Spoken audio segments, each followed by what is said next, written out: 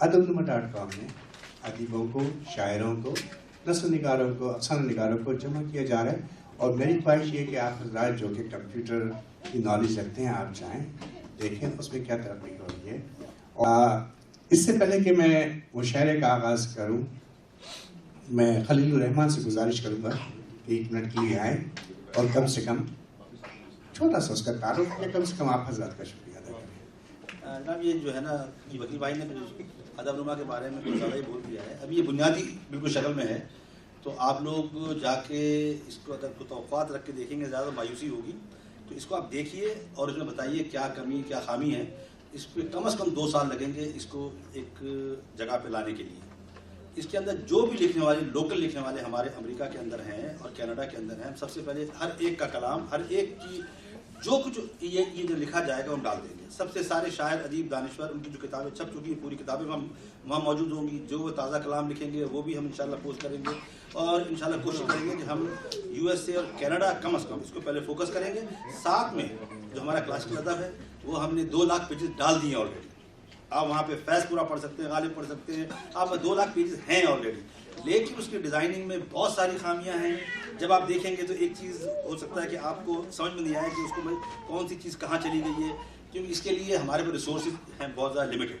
अपने रिसोर्सेज में रहते हुए हमें अपना काम करना है, इसलिए मेरा ख्याल है कि 2 साल इंशाल्लाह लगेंगे तो ये बिल्कुल एक मतलब अच्छी जो साइट सूरत में सामने आ जाएगी।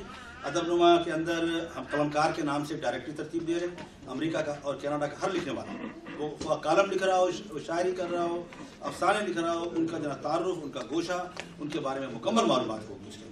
और उस सिलसिले के अंदर भी काम करें। आप लोगों का ताउन चाहिए कि आप जो हजरात लिख रहे हैं वो हमको अपनी इन्फॉर्मेशन भेजें, अपनी मालूमात भेजें, और हम जो है खालिद इरफान साहब जो है उसको टेक केयर कर रहे हैं सारा। इसी के साथ साथ हम एक किताबी मेला करने का हमने फैसला किया है इधर इंशाल्लाह। मार्च के अंदर जो अमेरिका के जो यहाँ पे राइटर्स हैं, जो पोइट हैं, जिनकी किताबें छप चुकी हैं, उसके लिए हम उसको मुतारिफ कराने के लिए, उसको सेल करने के लिए हम किताबी मेला न्यूयॉर्क में करेंगे मार्च के अंदर।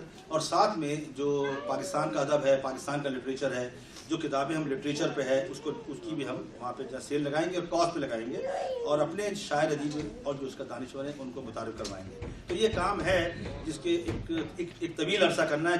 जो मेरा ईमान है कि मेरी ज़िंदगी में तो खैर कंप्लीट नहीं होगा, इसके लिए 10, 15, 20 साल चाहिए, लेकिन 2 साल के अंदर इंशाल्लाह शक्ल निकल आएगी ऐसी जिससे लोग ईजीली इससे मतलब फ़ायदा ये उठा सकेंगे। बाकी मेरा ख्याल खालिद इरफान साहब जो है वो आपको बताएंगे। बहुत बहुत शुक्रिया। अब यहाँ से मैं मुशायरे का दौर शुरू करता हूँ। सदारत के लिए जो नाम है मेरे पास वो है हमारे जमील उस्मान साहब। आप तशरीफ़ लाइए और कुर्सी सदारत जो कि नीचे है उस पर तशरीफ़ रखिए। आपकी बच्ची तालियों।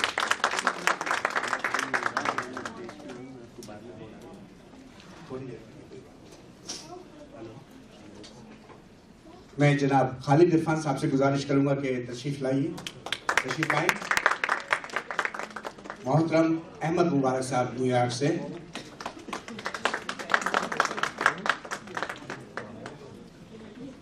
मुनीज़ा शाह यहाँ बैठी हैं। अगर आप इधर बैठी रहें या उधर तशरीफ लाएं तो सफर तय करना। अगर मुनीज़ा शाह से गुजारिश करूंगा, ये हमारी तकरीबों में पहले आया करती थी, अब जब से ये माशाल्लाह और जिम्मेदार होती जा रही है ज़रा और पेंसिलवानी में आ गई, लेकिन बहरहाल उम्दा लहजे की शायरा, और आज हमें काफ़ी अर्से बाद मौका इनको सुनने को मिलेगा।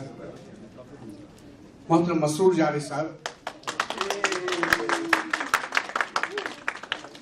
शौकत फहमी, नहीं आप वहाँ नहीं बैठेंगे, आप जाएंगे, ये हुक्म है मेरा।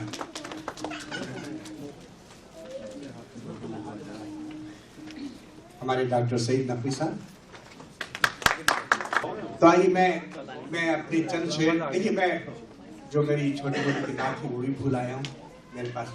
इन जो ज़बानी याद है 2-4 मेरे कुछ दोस्तों ने सुनाए हुए हैं, वो शेर आपकी खिदमत में पेश करना चाहता हूँ।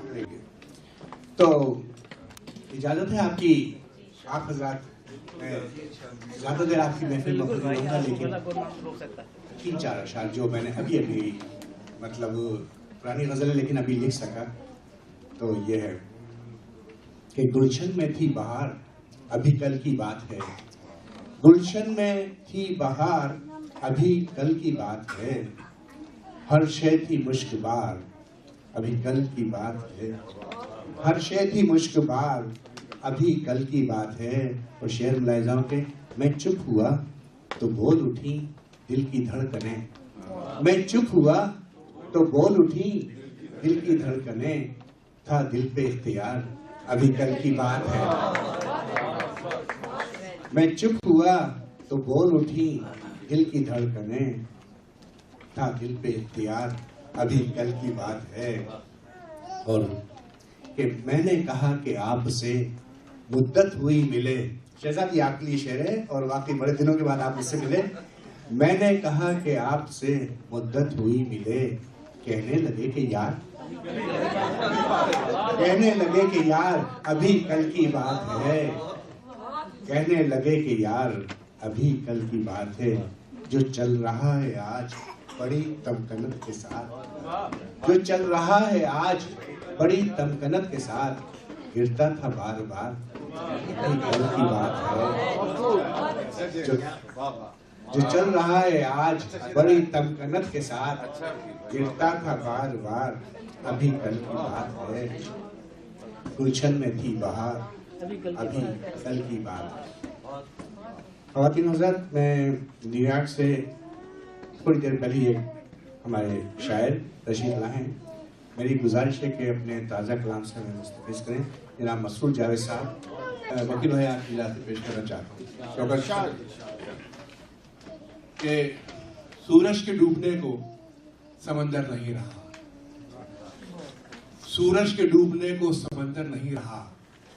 और लौटा हूं अपने शहर तो अब घर नहीं रहा। लौटा हूं अपने शहर तो अब घर नहीं रहा।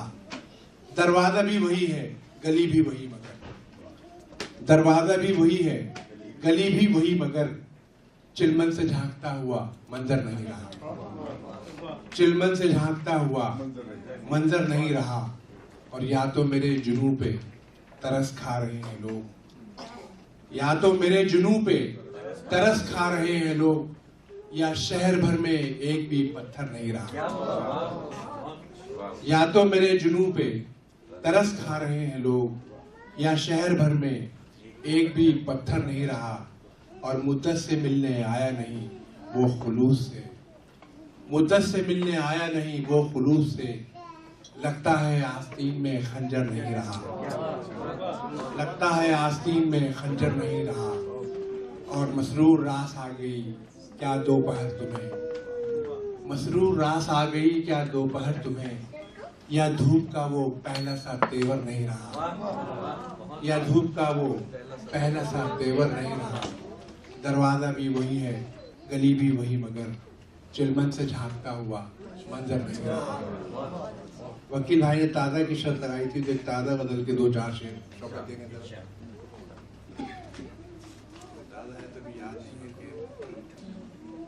अहवाल खत में इस तरह मैंने सुना दिए। अहवाल खत में इस तरह मैंने सुना दिए। सादे वर्क पे आंख से आंसू गिरा दिए। सादे वर्क पे आंख से आंसू गिरा दिए। और कब तक समेटता रहूं अपने वजूद को। कब तक समेटता रहूं अपने वजूद को। साहिल ने मेरे नक्श हवा में उड़ा दिए। साहिल ने मेरे नक्श हवा में उड़ा दिए। शौकत शेर देखिएगा। इस बार आंधियों का रवैया अजीब था। इस बार आंधियों का रवैया अजीब था। बुझते हुए चिराग हवा ने जला दिए। इस बार आंधियों का रवैया अजीब था।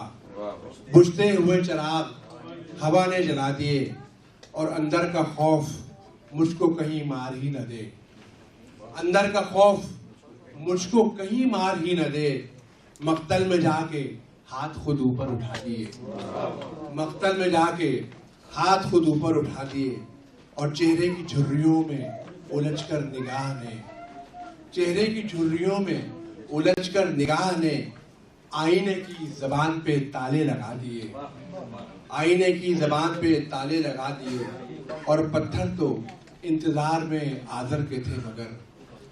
पत्थर तो इंतजार में आदर के थे मगर।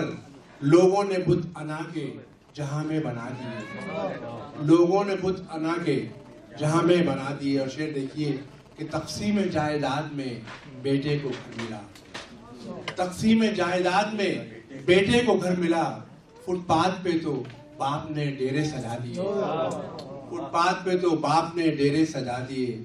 और मसरूर जब भी साए पकड़ने चला कभी, मसरूर जब भी साए पकड़ने चला कभी, मजबूरियों की धूप ने नाखून चबा दिए, मजबूरियों की धूप ने नाखून चबा दिए। और कब तक समेटता रहूं अपने वजूद को, साहिल ने मेरे नक्श हवा में उड़ा दिया। ओके भाई, शायर कम है तो 2-3 शेर अगर आप मिला दे तो। एक गजल वो है, अच्छा एक गजल मेरी जसविंदर सिंह है बंटी, यहाँ पे उन्होंने अपनी सीडी में शामिल की है, तो उसके 2-4 शेर याद आ रहे हैं तो सुनाना चाहता हूँ कि जुल्मत में बिजलियों ने मुझे क्या सिला दिया, जुल्मत में बिजलियों ने मुझे क्या सिला दिया, बारिश के बावजूद मेरा घर जला दिया, बारिश के बावजूद मेरा घर जला दिया। और यूं तो दिखाई देता था बाहर से मैं चट्टान, यूं तो दिखाई देता था बाहर से मैं चट्टान, अंदर की टूट फूट ने लावा बना दिया। यूं तो दिखाई देता था बाहर से मैं चट्टान, अंदर की टूट फूट ने लावा बना दिया। और चौखट पे खुद ही छोड़ के आया था अपने अश्क, चौखट पे खुद ही छोड़ के आया था अपने अश्क, दहलीज़ो बामो दर ने मुझे फिर रुला दिया, दहलीज़ो बामो दर ने मुझे फिर रुला दिया।